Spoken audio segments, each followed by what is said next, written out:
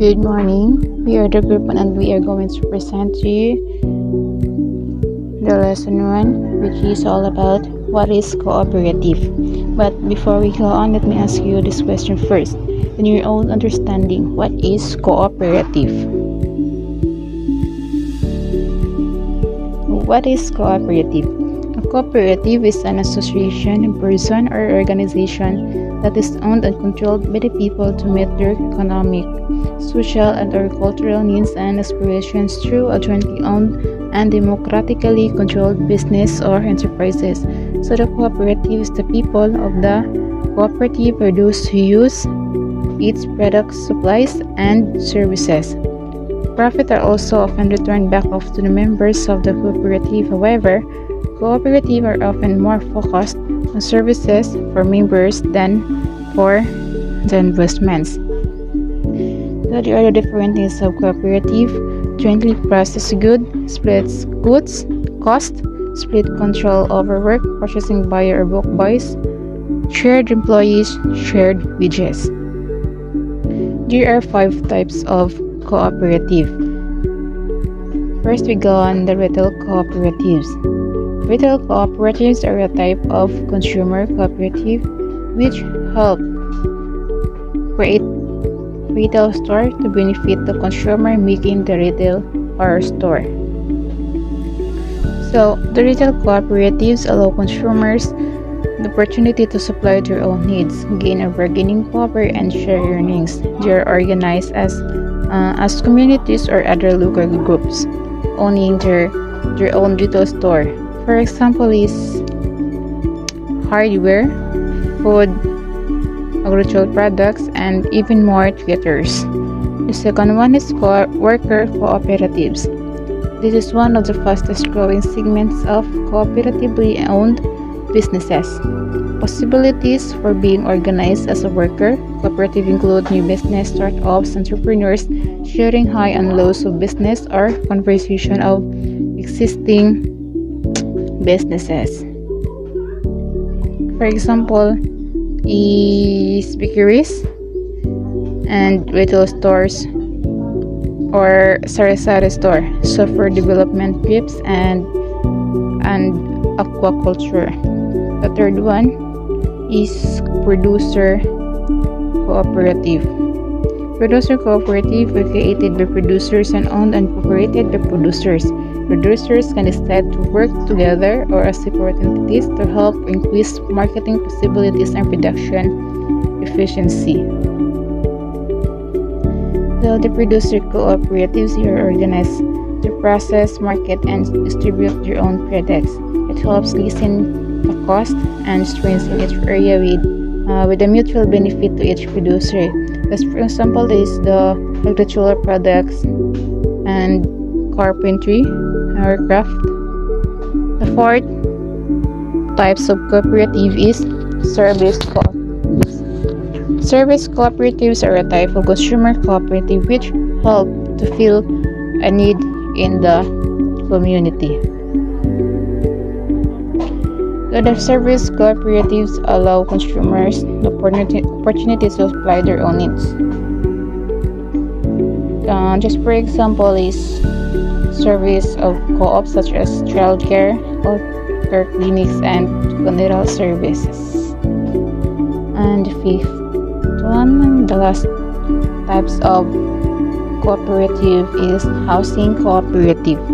Housing cooperatives are a type of service cooperative which provide a unique form of home ownership.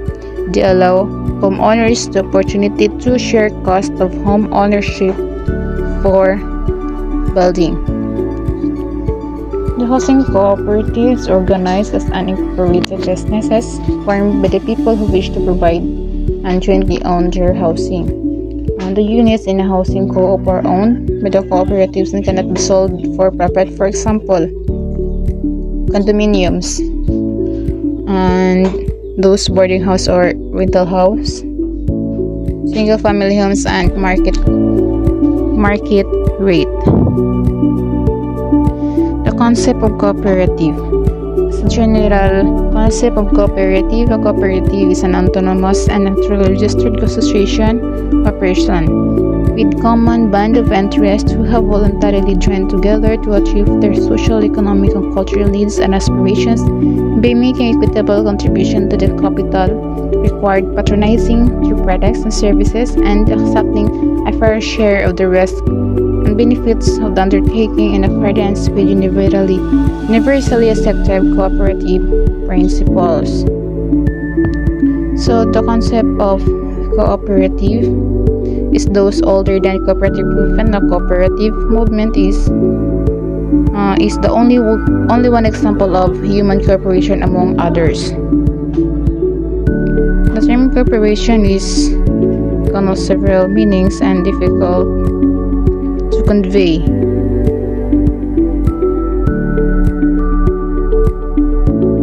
Uniqueness of cooperation is a cooperative is a unique business structure in that the major focus of the business is to serve the needs of the people who use it. So, International Cooperative Alliance, an autonomous organization of citizens joining voluntarily to achieve their common economic, social, and cultural needs, and also the ambition. So, International Cooperation Alliance is one of the example of cooperation uniqueness because of its autonomous association of persons united voluntarily to meet their common and personal economic and social needs. Uniqueness of cooperation. So in this cooperation, it's a cooperatives are unique because their members are stakeholders at different levels. So for this cooperation, it's a cooperation is based on the principle of self-help through mutual help, abolition of profits, and service above self. In cooperation, individual freedom occupies an important position. So number 3 is the principles of voluntary association and democratic management are the guidelines for the cooperative movement. So number 4 is a cooperation eliminates the employers and provides independence to the workers. So but lastly is a cooperative society is a union of weak and needy individuals who have an equal rights and has one vote irrespective of the number of shares held by him. Advantages and disadvantages of cooperation. These are the advantages of cooperation. It's owned and controlled by its members, democratic control, limited liability, and profit distribution. So, these are the disadvantages of cooperation. Longer decision-making process, participation of all members is required in order to succeed, possible conflict between members, extensive record-keeping, and lastly is less incentive to invest additional capital. Management function, its overall management embodies in 4 functions. They are planning, organizing, directing, motivating, and lastly is controlling. Planning. Planning determines where the organization is going and how it will get there. It sets organizational objectives and goals, forecasts the environment in which objectives must be accomplished, and determines the approach by which objectives and goals are to be accomplished.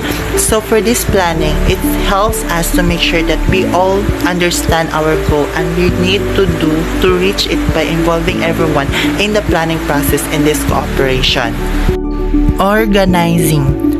Organizing is concerned with determining the specific activities needed to accomplish the plan, objectives, and goals. Grouping the activities into a logical pattern, framework, or structure, assigning the activities to a specific position and people, and providing means for coordinating the efforts of individuals and groups. In organizing, it's ensure effective role job fit for every employee in the organization. It helps in avoiding confusion and delays as well as duplication of work and overlapping of effort. So the next one is directing or motivating. So for this directing or motivating is directing through motivation concern the people side of the organization. Cooperatives are people-driven organizations from the standpoint of both employees and members. Managers must have leadership skills and be effective communicators. So for this directing and motivating is an aspect of a management that deals directly with influencing, the guiding, supervising, and motivating staff for the achievement of organizational goals. The last one is controlling. In controlling, management monitors the progress of planned activities. If progress is lagging, necessary adjustments are made. Controlling is the check-up part of a manager's job. So in controlling, it helps to seek planned results from the subordinates, managers, and at all levels of an organization.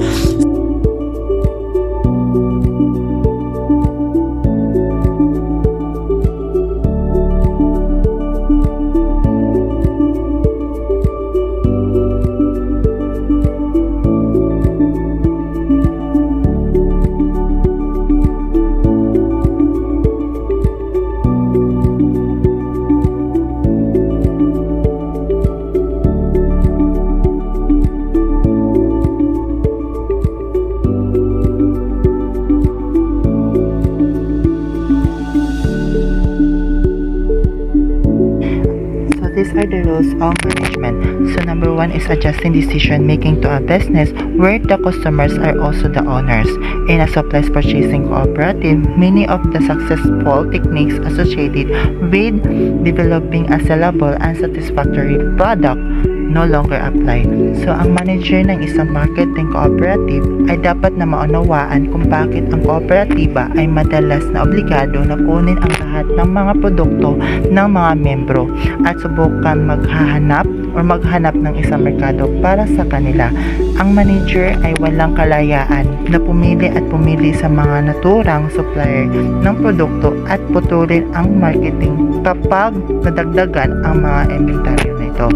Number 2 is dealing with complex issues of equitable treatment of owner patrons. The managers of an investor-owner firm will discover that distributing the net earnings of a cooperative is much more complicated than declaring a dividend on capital stock.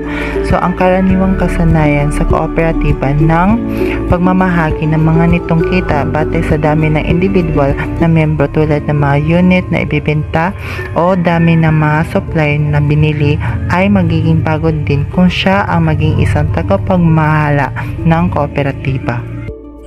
Research management is the efficient and effective development of an organization. Resources when they are needed.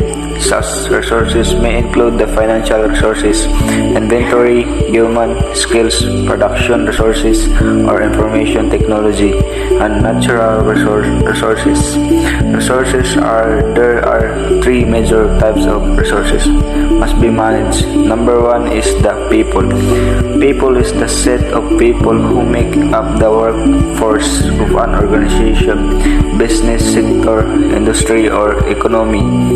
A narrower concept is human capital, the knowledge and skills which the individuals command. Similar terms include manpower, labor, personnel, associates, or simply people. And the second resources is the capital. Capital, it is include money to start a new business, tools, buildings, machinery, and any other goods people make to produce goods and provide services. The items the people in community will produce are called capital resources. The last resources of manage is the facilities. Facilities, it is a building and equipment can represent a large portion of a cooperative assets. Therefore, important management consideration included schedule, maintenance, reorganization, remodeling, and replacement to improve operational efficiency. Daily records of operating expenses, preventive maintenance programs for rolling stock such as delivery trucks, soil maintenance, and pest control, adequate insurance, disposal of non-productive assets, and compliance with safety, health, and other environmental regulations.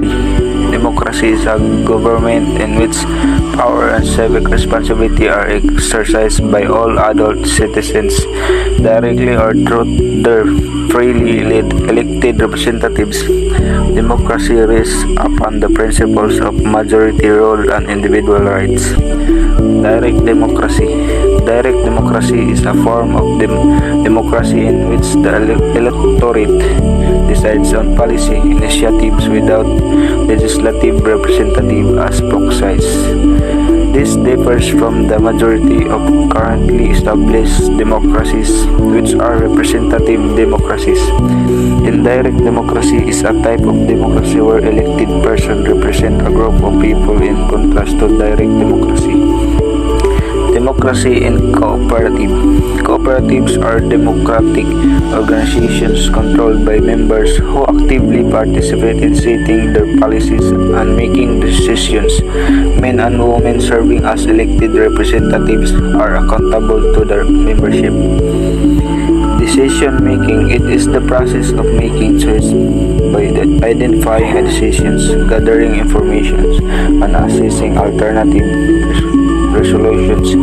Using a step-by-step decision-making process can help you make more deliberate, thoughtful decisions by organizing relevant information and defining alternatives. Here is the continuation of our lesson. This is our Bilyada English. Annual General Meeting. First, the Board of Directors reports to membership reviewing the past business year and the year's financial statement. Ang mga Board of Directors ay nagre-report sa mga miyembro regards on reviewing the previous year transactions and also the annual financial statement. Second, the Board seeks approval of its recommendations for surplus allocation. The business plan and budgets for the coming year are presented for discussion and approval. Number 4, an auditor is appointed. If the company's auditor has not been appointed yet by the shareholders and a general meeting, the company's directors may appoint one. The auditor serves until the company's first annual general meeting, at which time the appointment is either confirmed by the members or a new auditor is appointed. Number 5, members elect a new board. It is important sa mga cooperatives to have a strong board nominations process in place so the board can continue to present current members, develop new ideas, and encourage competitiveness so that members vote in election. Number 6, other membership decisions specified in the bylaws are made. Board of Directors Meeting. The managers report to the board, which in turn provides direction to the managers. The key function here is for the board to hold those in charge of making decisions on behalf of the cooperative society accountable for the outcomes of those decisions. This would also include evaluating the organizational structure used to make these decisions. The board evaluates the cooperative society's financial position to determine whether the budget objectives are being met and what actions should be taken to improve the situations. So it says that the board's main role is to hold person in charge of making decisions on behalf of the cooperative decision outcomes. The board also assesses the cooperative society's financial situation to see if the budgeted targets are being achieved and what steps should be taken to improve things out. Number 3, the board makes or changes policies as required or recommends a policy to the membership if only the membership has the authority in a particular area.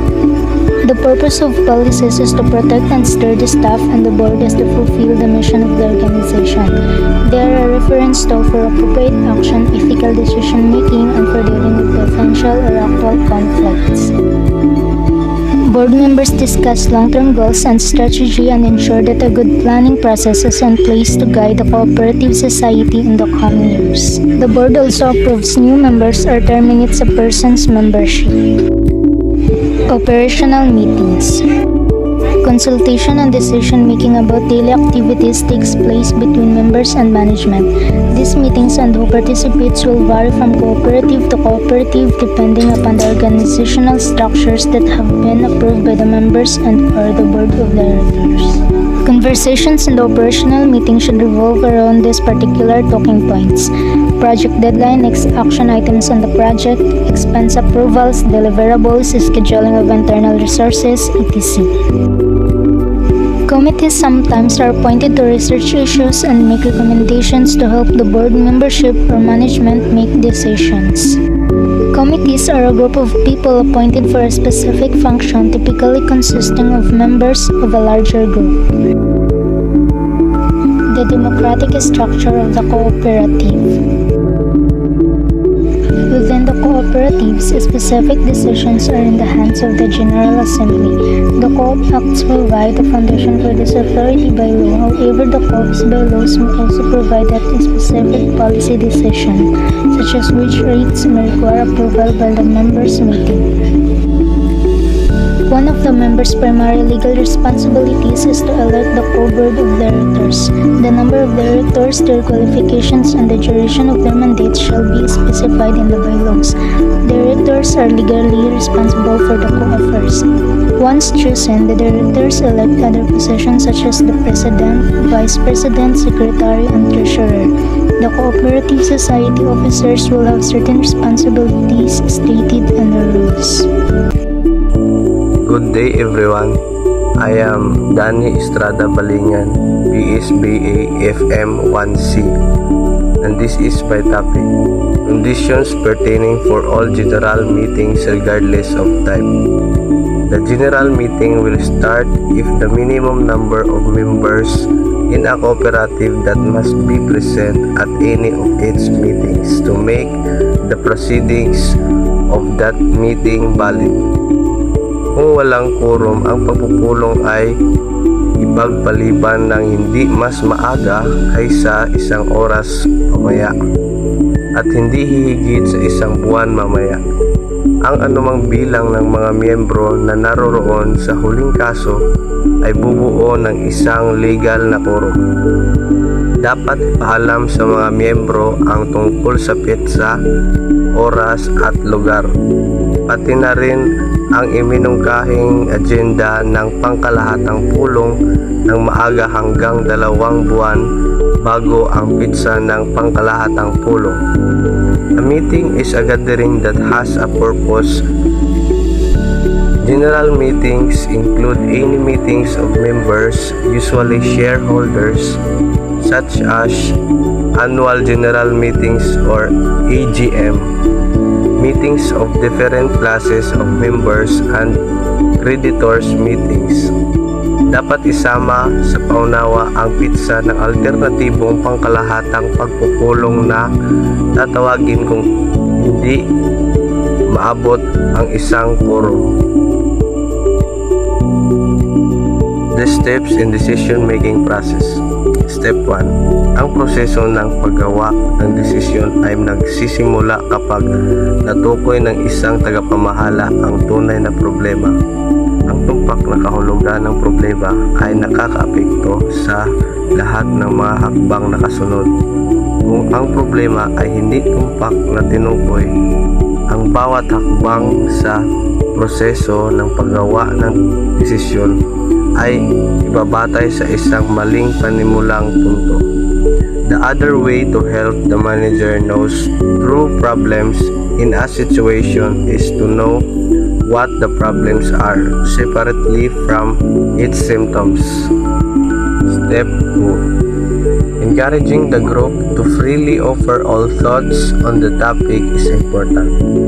Ang mga kalahok ay dapat hikayatin na maglahad ng mga idea, gaano man ito katawa-tawa, dahil ang mga ganitong idea ay maaaring magpasiklab ng malikhaing pag-iisip sa bahagi ng ibang tao. Step 3. Ang layunin ng hakbang na ito ay magpasya sa mga kaugnayan na merito ng bawat idea. Managers are the one to know what are the advantages and disadvantages of of each alternative solution before making a final decision. Ang pagsusuri sa mga alternatibo ay maaaring gawin sa maraming paraan.